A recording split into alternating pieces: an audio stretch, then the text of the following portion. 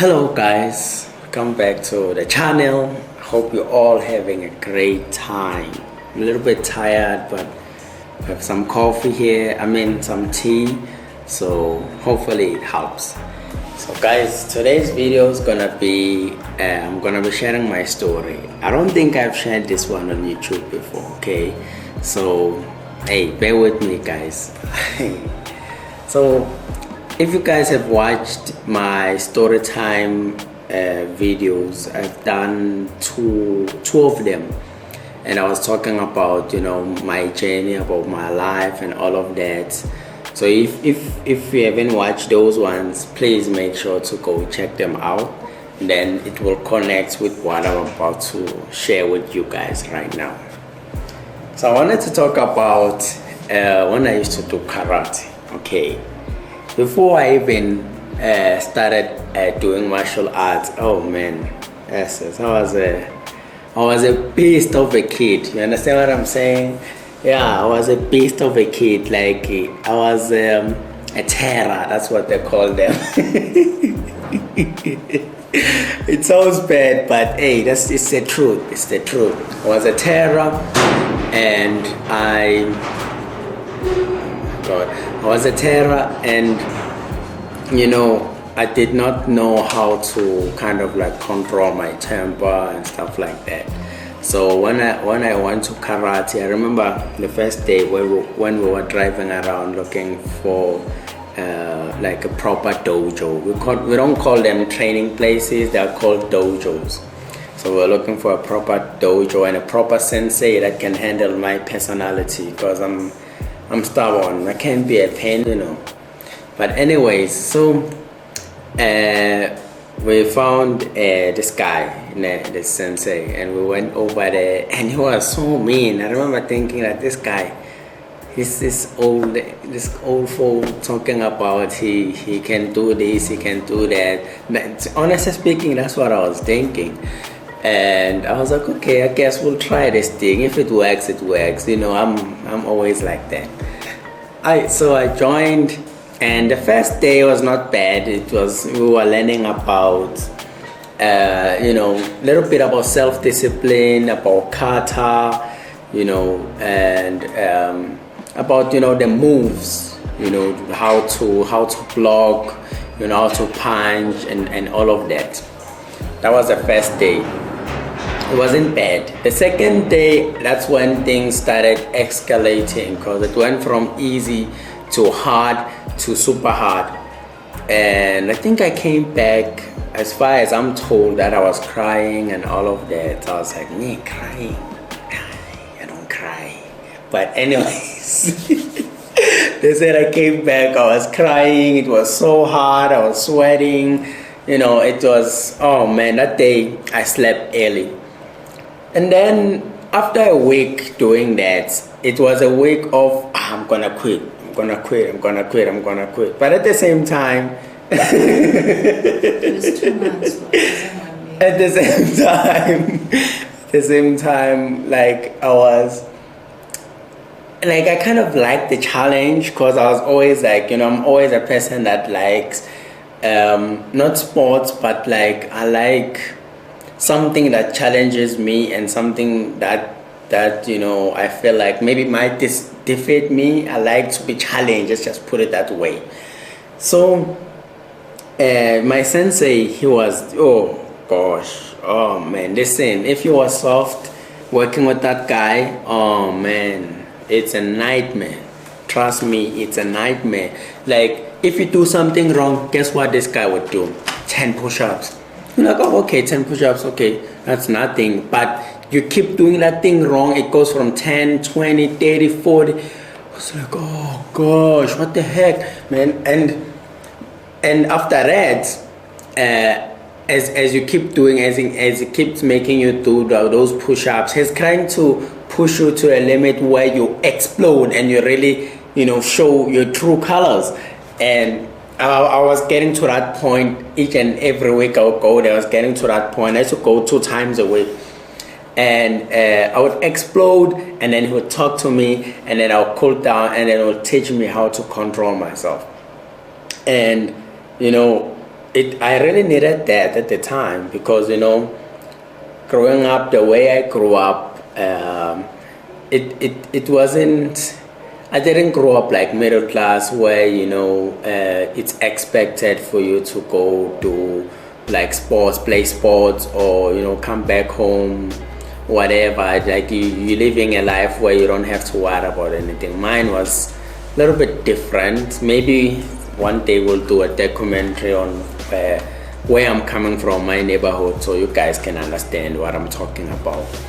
But grow up in that type of environment, you have to act like even when you don't know, you have to be like, yeah, I know, I'm tough, like I can handle it, I'm a man. While in the reality, that's not the case. You're really a small boy that's broken into pieces inside. But anyways, so that taught me a lot of things, and to be honest, I think that's what created the person that you guys are watching now when it comes to discipline and just keeping your mind in the right direction, focusing. If you have a goal, push until you can get there. Find other ways, not taking shortcuts on things that you shouldn't take a shortcut on. And that, I'm grateful for that because it's something that I will use for the rest of my life and stuff. But for me to even learn that and to get to that point where I'm talking the way I'm talking, oh man, it was not a walk in and walk out. No, it was a constantly hard work, and going to karate. It started from Tuesday, Thursdays to Tuesday, Thursdays, Saturday, and then to Tuesday, Thursday, Friday, Saturday, and it was like, too much. But in that period of time, because when I was growing up, or when I went to, it's not high school, but what it's called when I go grade 1? Primary. When I went to primary school, I experienced some things that kind of messed up my head when it comes to failing. It's not like when you fail something, it's not like you have failed. It's just that go back and see where you need to improve and do that. So it's not necessarily when they say you failed, you failed. For those of you who feel like that, if you're watching me.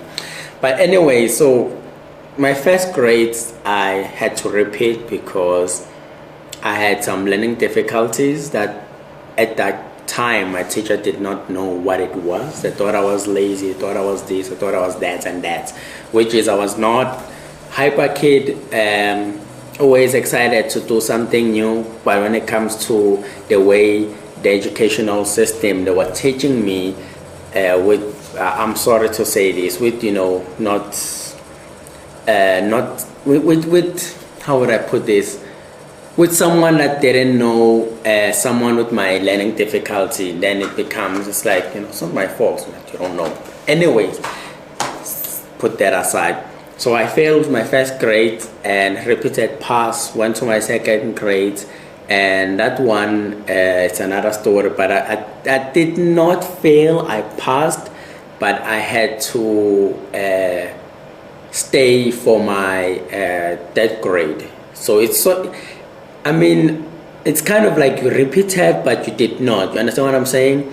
And that process of failing from grade 1, it kind of put that thing in me that I don't want to fail again. It doesn't matter what it is. So guess what? Guess what happens? After a couple of years of me doing karate consistently, going from white belts, yellow belts, orange belts, blue belts, purple belts, to all the way to brown, I was actually almost done. I'm very, very close to black belts. I quit. We'll talk about that now. I'll finish the story. So, I think was orange, blue belts kata 5. I actually had to repeat that kata. I failed my exam, And oh man, it felt like, oh, it didn't feel so good because I've experienced failure when back then. And my sensei, I remember him sitting me down, telling me what I'm sharing with you guys. That doesn't mean when you fail means that you are stupid. No, it just means that go home, man, go practice, go work on your kata. This is where you failed. You failed on this move and this move. Go back home and go practice those, and come back, and we'll see what we can do. And I had a hard time when it comes to remembering left and right because I'm dyslexic. Oh man, anyone who's dyslexic out there, they know this is a challenge for us, a big one. Like, you think, I would say left is this side. Well, I know left is this side, right is this side. But even for me to even kind of understand what left and right mean, it was so challenging. And karate really helped me with that, because my first kata, kata one, it starts on the right, and on the left hand side. So it's left and then forward and then backwards and then, all those kind of things. Thank you. So when I failed and my sensei sit me down and explain and everything, and I was like, okay. And then I went to, we had a local, competition. I got accepted. I passed that one with 2 golden medals. Yeah, exactly right. With 2 golden medals. And I went to essays. So essays, it's like where you have all different styles within the country that are coming as a competition. Oh, well, I did not make it on that one. I did not make it on that one because guess what happens? This guy here thought that he knew everything. Somebody did a move that they were not supposed to do and hit me in a bad place. And guess what I did? Guess what I did? Yep, I did the exactly thing that I did not want to do. So I came back round 2. I hit him so bad that I got disqualified. Guys, parents out there, if you're watching this and you have kids that have that dyslexic, autism or whatever, please be patient with them, because they really need your patience. You don't want them to turn out as terrors. Really, trust me, because that creates another thing. Anyways, so I pound that dude so bad that I got disqualified on the essays. And remember, after essays is championship. I didn't even experience that. I punched the guy, man, so bad, and that day it wasn't a good day. And yeah, that's my team from our side. We fought badly with other teams and stuff like that. But I got disqualified. Actually, people from our crew, I think 3 or 4 of them got disqualified because of how we reacted. Some of us, how we reacted. After that didn't hurt me as much. It frustrated me. I got frustrated of myself, but not to the point where I would do certain things that I used to do. So I went back, we trained, my sensei had a briefing with us, and we talked about it. And a year went by, another year went by, and then I forgot to mention this. I actually quit karate for, I think maybe for a year. I'm not sure what happened. Cannot recall this proper. Please forgive me. I think I quit for a year. I think it was during COVID-ish, because during COVID I wasn't doing any lessons. Yeah. During COVID time I was not attending karate. From 2018 I did not attend karate. That was a interesting year for me. 2019 I wanted to go back, but life was not lifing. And then 2020, we all know it was COVID, so things were on lockdown. 2021, no. And then 2023, I think that's when I went back again and I started going back to karate. I'm not sure. I might be messed up with my years, but something like that. So I do remember that there was a period of time where I did not go I remember this. My sensei was busy texting me a lot, and something happened. I don't recall as much on what happened, what took place, but anyways, I mean, me going through what I went through with martial arts and stuff like that, and fighting in the environment that's controlled, I mean, you can interpret it the way you want to, but it was like a controlled environment where I could, take out, I guess, the beast that was in me by fighting the right way, having multiple mentors, people that can lead me the right direction. That no. We understand you're frustrated, but this is not you're not gonna do the way you wanna do it, because that could hurt somebody and that could also hurt you. You might mess up your future by the way you wanna pay people. So this is the way you can do it. Just follow how the sports, and stuff like that. So I did that, and that taught me a lot, man. That taught me a lot. Me as a growing up now, when I go back to my old neighborhood, and I would have people just say things, and it wouldn't frustrate me. Really, it wouldn't. I'll put pictures so you guys can see. It wouldn't frustrate me. People used to say, "Oh, you think now you Bruce Lee or whatever? You think you can hit us? We can hit you." And being like, listen, man, I'm not on that time, okay? So if that's how you feel, that's for you, but I'm not on that time, And ever since me attending karate and learning martial arts, there's a lot of things I've learned, self-control, discipline, respect as much as you can, respect people. Avoid fighting unless if you have to, because remember, I have my brown belt right now. If for those of you that don't know, it's brown, and then after brown there's a couple of other browns that you have to go through. You went through the first one, second one, the third one, then the black belt. So me, I'm on the brown belt, so I'm not far from the black belt. And one of the things that you learn is that over time doing martial arts, those things that you learn there, you go and use them in your life, in your daily life. You go use them on business, on work, on whatever that it is that you needed, that you learned there, you use it. I use self-discipline in most of the things, not always with my mouth, but like in terms with my actions on how I react. I avoid when people want to argue. I try to, avoid it, so we don't end up finding ourselves in where we need to use our hands. And me learning that, man, it changed a lot of things. Changed a lot of things about me, to be honest with you. Let me take a sip. It changed a lot of things, because now I'm able to sit down in this table with my camera and do a video like this to tell you guys that it does not mean that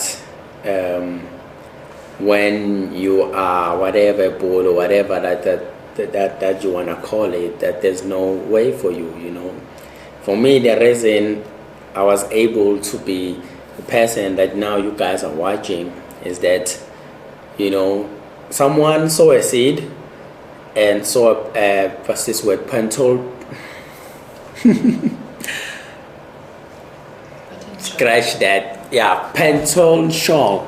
Oh man, listen, I'll type it because apparently I'm a little bit I need speech therapy. But anyway, someone saw something within me and didn't take that for granted and invested in that, and here I am now, able to share my story with the world, and I hope that you do share this video with anyone that has any learning difficulty and stuff like that. It's not the end, man. Listen, it's not the end.